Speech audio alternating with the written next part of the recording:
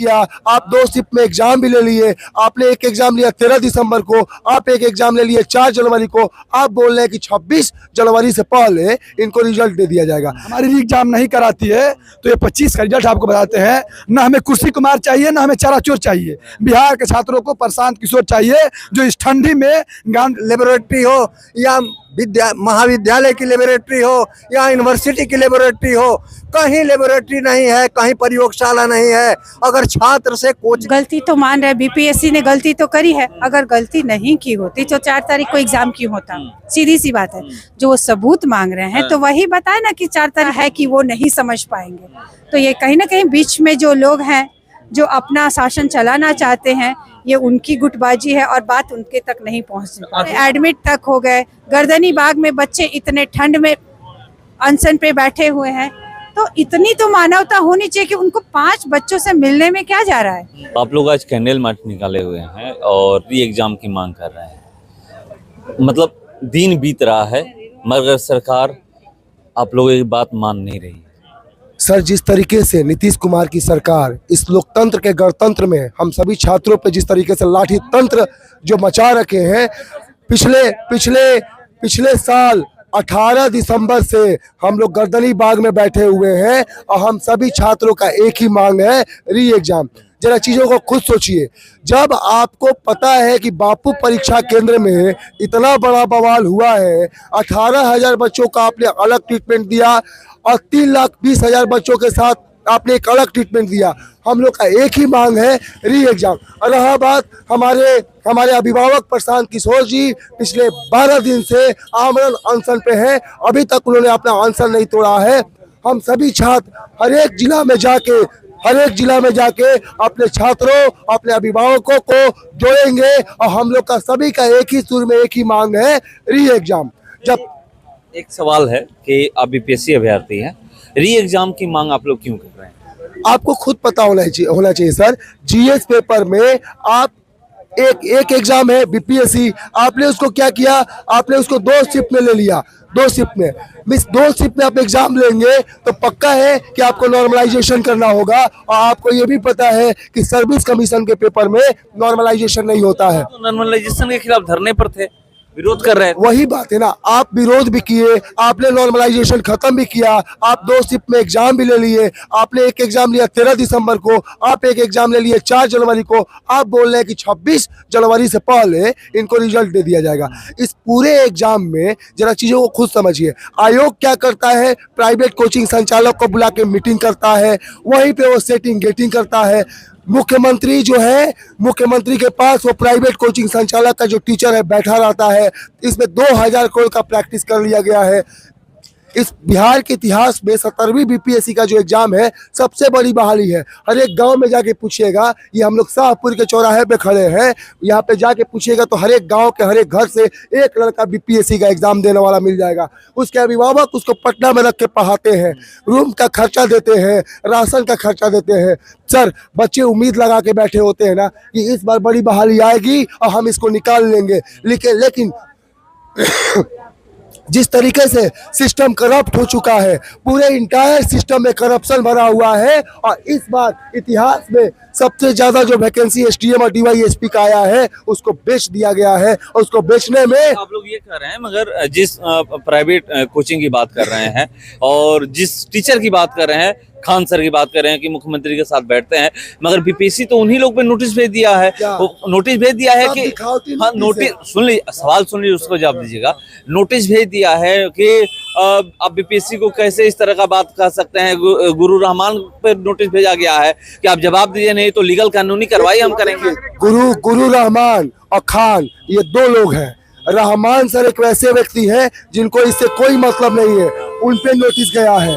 Khan sir एक ऐसे व्यक्ति है जो मखान खाना अपना, उस पर नोटिस जाना एक लाजमी बात है। और एक आपको बात बता रही है, सभी को एक डर्टी पिक्चर दिखाया जा रहा है। पर्दे के पीछे जो काम हुआ है उस काम को आप उस काम का इंक्वायरी करवाइए।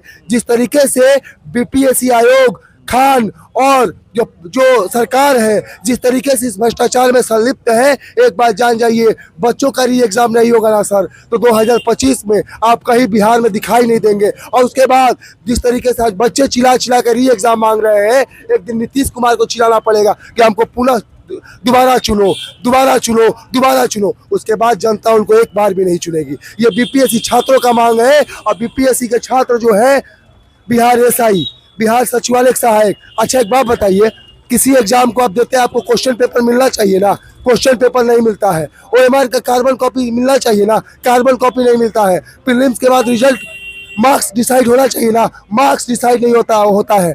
पिछले 10 साल में जितने भी सरकारी नौकरी में उसका श्वेत पत्र जारी करे। एक मांग हमारा ये भी है, बीपीएससी का पुनः एग्जाम कराए, ये भी मांग है। और 11 और मांगे हैं। जब तक सरकार नहीं मान लेती है तब तक हम लोग पीछे नहीं हटेंगे। एक सवाल है, आप युवा हैं और मैं पढ़ रहा हूँ कि छात्र के समान में जन स्वराज मैदान में, आप लोग मैदान में हैं, मगर जैसे जैसे आप लोग मैदान में आगे बढ़ रहे हैं वैसे वैसे बीपीएससी रिजल्ट की तरफ अपना कदम बढ़ा रहा है, आंसर की जारी कर दिया है। ये भी अब पता चल रहा है कि 26 जनवरी से पहले या 26 जनवरी तक रिजल्ट भी दे देगा। देखिए, ये सरकार जो कान में रुआ तेल लगा कर सोई हुई है, इस सरकार को जगाने का हम लोग प्रयास कर रहे हैं। चाहे सरकार जितना जुल्म करे, हम छात्र सहने के लिए तैयार हैं। यदि सरकार हमारी री एग्जाम नहीं कराती है तो ये 25 का रिजल्ट आपको बताते हैं। न हमें कुर्सी कुमार चाहिए, न हमें चाराचोर चाहिए। बिहार के छात्रों को प्रशांत किशोर चाहिए, जो इस ठंडी में गांधी मैदान में खुले आसमान के नीचे आज 11वां दिन से आमरण अनशन पे हैं और आगे अनावरत रहने के लिए जो कसम खाए हैं, अंजल त्याग कर आज भी हॉस्पिटल से आज डिस्चार्ज हुए, फिर गांधी मैदान में जाने के लिए तैयार हैं। हमें वैसे राजनेता चाहिए जो छात्रों का आवाज बुलंद करे, बिहार में शिक्षा व्यवस्था लागू हो। ये जो 30 वर्ष की सरकार, चाचे भतीजे और भैया की जो सरकार है, 30 वर्ष में जो हमारा बिहार कभी सोने का चिड़िया हुआ करता था, आज बिहार सबसे पिछड़ा हुआ कर रहा है। इससे शर्म की बात बिहार के लिए क्या है? इसलिए इस सरकार के खिलाफ, इस बीपीएससी के एग्जाम के खिलाफ हम लोग री एग्जाम मांग के लिए सड़क पे हैं। सदन में भी पहुंचेंगे। यहाँ से शाहपुर से स्टार्ट है, पटना तक हम लोग पहुंचेंगे। गांधी मैदान में चल रहा है और आगे भी चलेगा।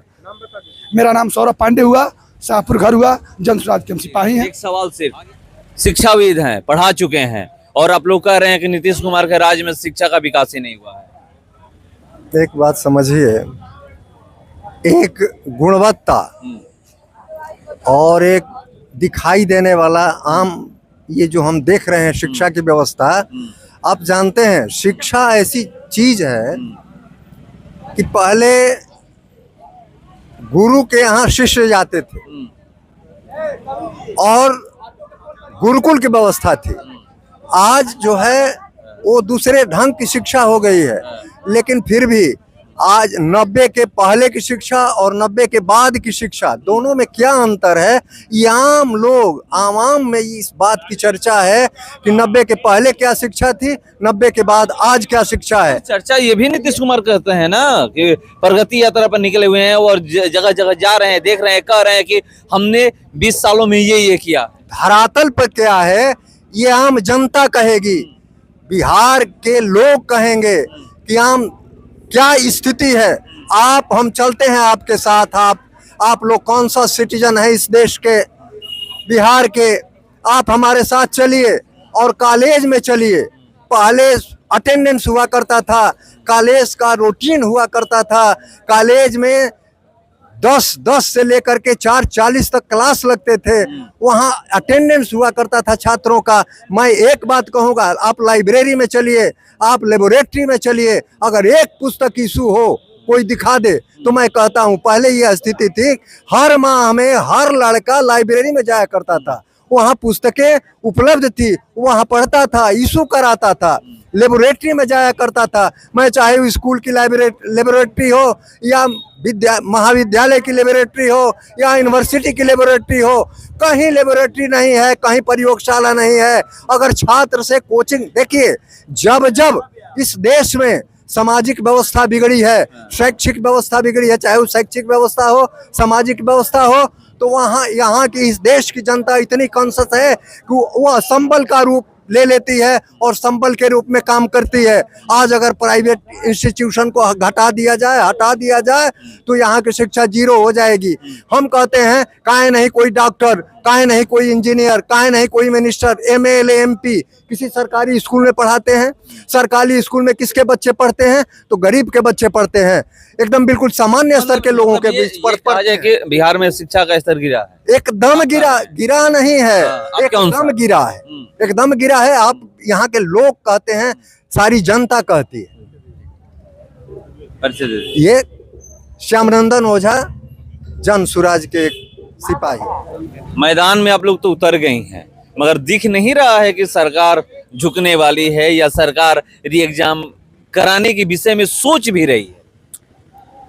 यही हमारा दुर्भाग्य है ना। ये पहली बार ऐसा थोड़े ना हुआ है, पहली बार पेपर लीक हुआ है, पहली बार छात्र सड़कों पे आए हैं। छात्र क्या, आज आप देखिए कि शिक्षक को परेशानी होती है, अगर वो जाते हैं, जीविका दीदी लोग जाती हैं, जो भी जाता है वो लाठी डंडे से उनका सत्कार करते हैं।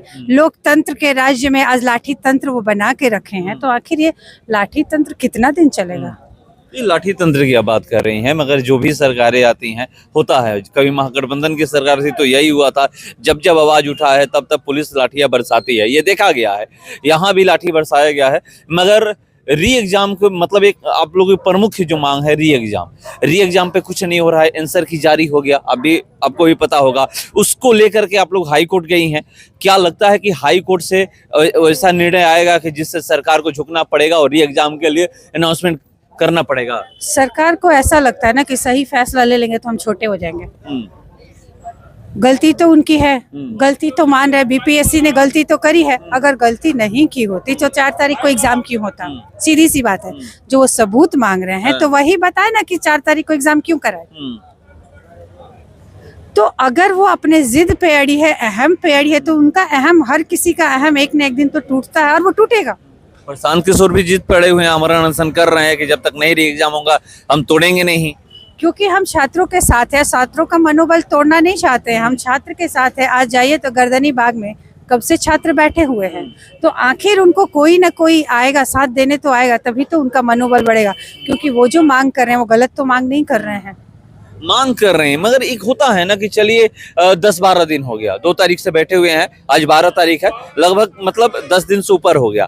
10 दिन से ऊपर हो गया, उसके बावजूद भी सरकार के तरफ से या BPSC के तरफ से कोई व्यक्ति उनके पास नहीं गया कि हाँ बताइए आपकी क्या मांग है, आप क्या कहना चाह रहे हैं। यही तो उनकी कायरता है ना। वो निकल गए हैं, अपने टूर पे निकले हुए हैं। हर बार इलेक्शन से पहले, चुनाव से पहले वो टूर पे निकल जाते हैं, लेकिन ये नहीं समझते हैं कि उस पे जाने से अच्छा है कि क्या गलतियां हो रही है, किसे हम सुधार सकते हैं। और नीतीश जी के साथ, नीतीश जी ही इसमें दोषी नहीं है, उनके जो 4-5 जो लोग हैं जो उनको पूरा हैंडल कर रहे हैं। वही बात है कि हम लोग भी एक दिन बात करते कि शायद ये सही जानकारियां जो हो रही है, घटना घट रही है, ये उनके तक पहुंच भी रही है कि नहीं पहुंच रही है, या बीच में ही रोक दिया जा रहा है। जो अगल बगल उनके बैठे हुए हैं वो उन तक ये सारी बातें ही नहीं जानते, क्योंकि मुझे नहीं लगता कि उनमें इतनी अमानवीयता है कि वो नहीं समझ पाएंगे।